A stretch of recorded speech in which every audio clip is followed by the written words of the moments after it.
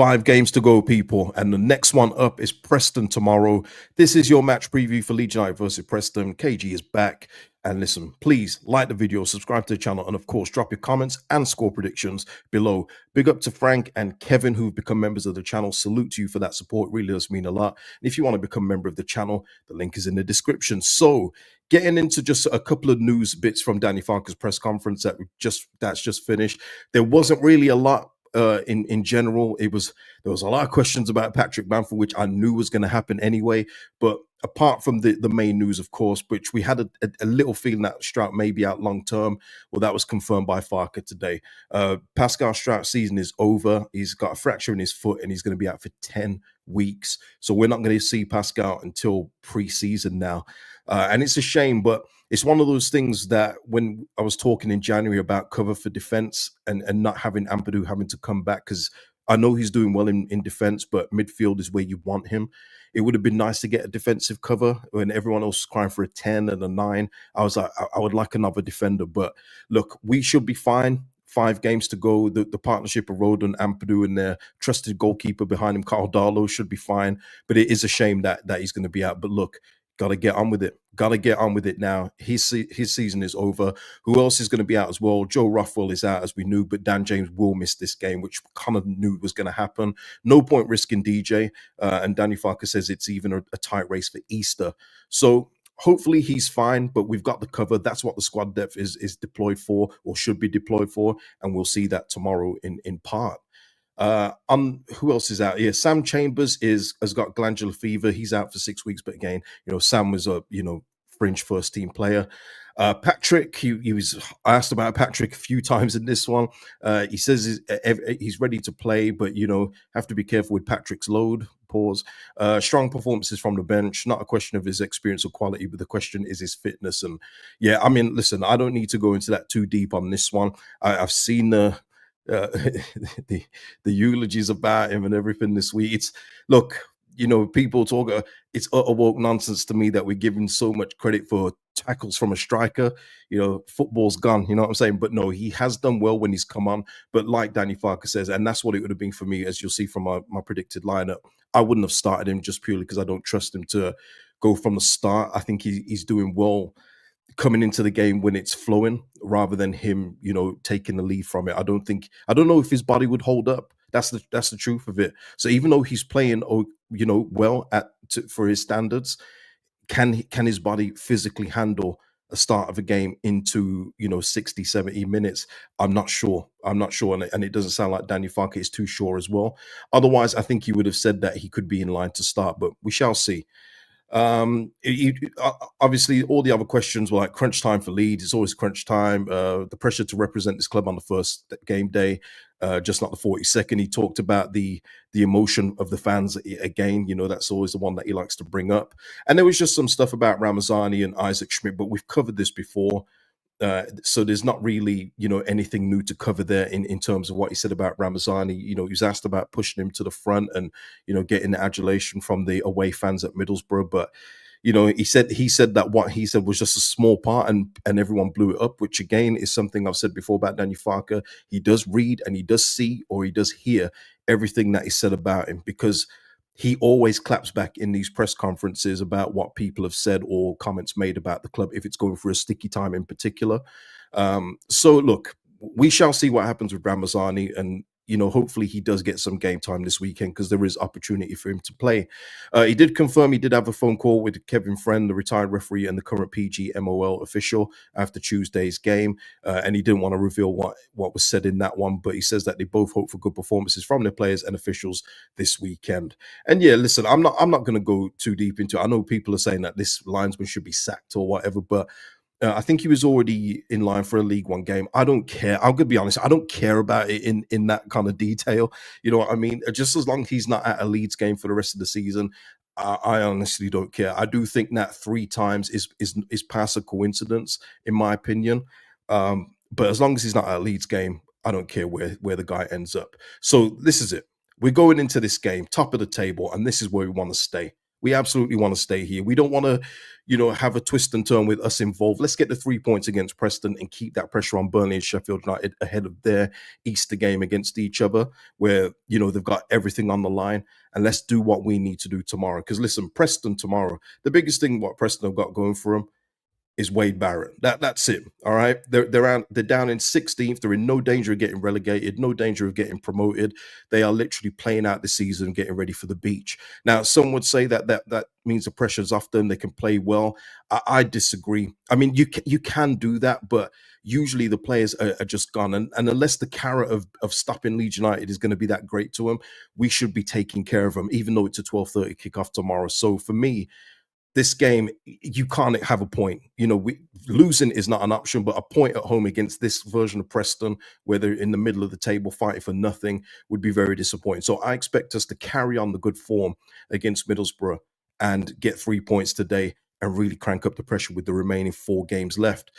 This is the lineup I would go with, or I think you could go with Darlow in goal, and he was gracing the thumbnail today. Carl Darlow, he would have deserved it, but with the news of Pascal, had to take that one. But Carl Darlow has just been a safe pair of hands, nothing flashy, just doing the basics, which is all I've been crying for. That's all I've been asking for. That's all you need from your goalkeeper. He doesn't need to make save after save in this Leeds United team, as we're seeing. He just needs to do the basics properly, and the rest of the team can get on with their jobs. And that is what he's given us at the back there. He absolutely keeps his place.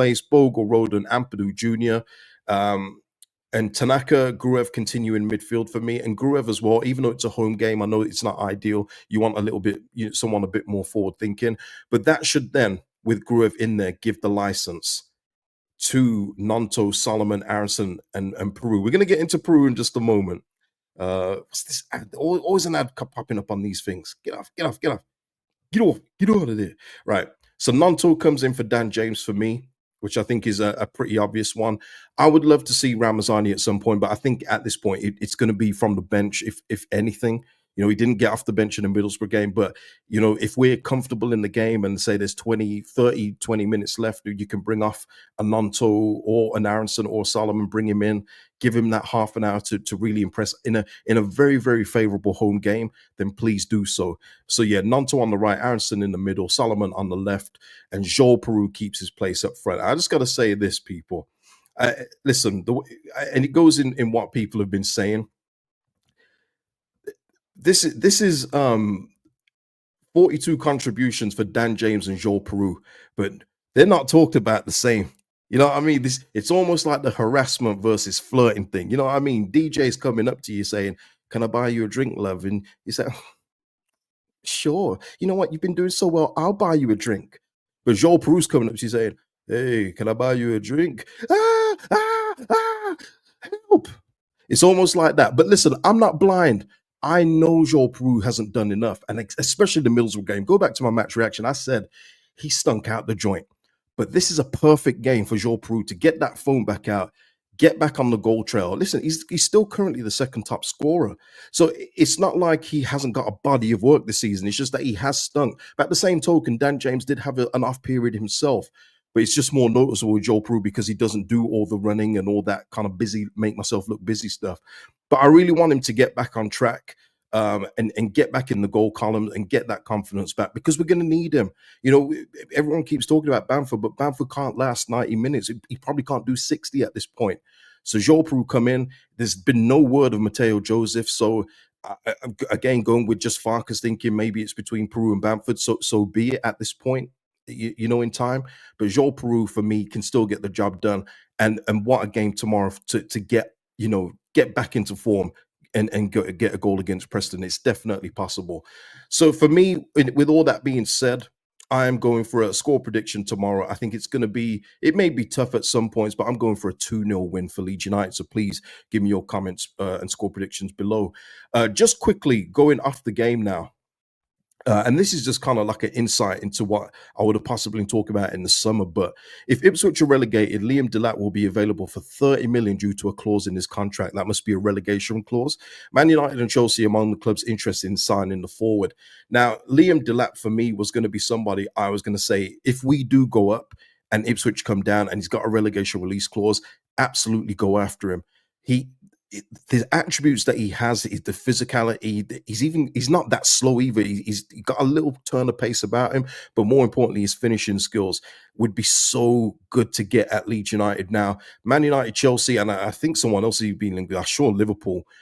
I'm sure they're not going to hesitate at 30 million. That is a snip. And you know, if you sell him on again, you get that back. I look at it from a Leeds United point of view. If he scores 12 goals in the Premier League for Leeds United, he's going to be worth at least 60, 65 million. No problem. You score goals like that at Leeds United, no offense to Ipswich. The profile is just bigger. The eyes and everything is just bigger on Leeds United. That's just the way it is. You know, we'd get that back. 30 million is a good investment for Liam Delap. But what I would say is if we do go up, this is only if we do go up, if those clubs hesitate because you know he's not Liam Delapido from Spain, if they hesitate and they keep him waiting, Leeds United needs to throw their interest early on and say to his agent, look, he can come here. We want him. You know, we understand he's probably waiting for a Champions League club. He's probably waiting for Man United, you know, as they're rebuilding. But you know, we're here if everyone just keeps on messing you about. Obviously, you put a time limit on it. You know, we're not just going to keep on just tapping our fingers, holding out, and you know, he's our number one target and only target. It doesn't work like that and should never work like that. But you should always be in the background doing the work. That's how you get stuff done. On a much smaller scale, that's how Victor Johansson ended up at Stoke. They went in early as soon as Rotherham were relegated, made their intentions clear, and got him as for their number one goalkeeper. That's how you get it done. But yeah, Liam Delap, 30 million is an absolute snip. And, you know, just speaking on doing well down the bottom of the table and then going on to do better things, I just have to mention Raphinha. Lord have mercy. The guy in the Champions League, 12 goals, 7 assists. Him and Yamin Yamal are just absolutely cooking over there at Barca. I just proud of the fact that he came through at Leeds United. I mean, even the Premier League, I mean, in light of the whole Raphinha spotlight, have been reposting him, talking about how he was instrumental in saving us from relegation that season. It's just great to see. And like I say, for me, easily the most talented player, just naturally gifted player that can do something out of nothing since Harry Kewell. It's not even close for me. Them two are in the bracket by themselves, and everybody else is underneath. And by and large, it's not even close for those two. You pay to go and see those two play. And the fact that you know Raphinha passed through at Leeds United on his journey, it is kind of surreal. It feels like it didn't happen, but of course it did. But yeah, just want to shout out Raphinha, our alumni. But hopefully, when we're back in the Prem, hopefully this summer, we go get another Raphinha so we can marvel over that player as well for this great football club. That will be it for the preview, people. I will see you tomorrow. The match reaction link should be in one of these two corners, so click it, like the video, and you know hit the notification bell so you can join me after the Preston game tomorrow. See you then. Peace out.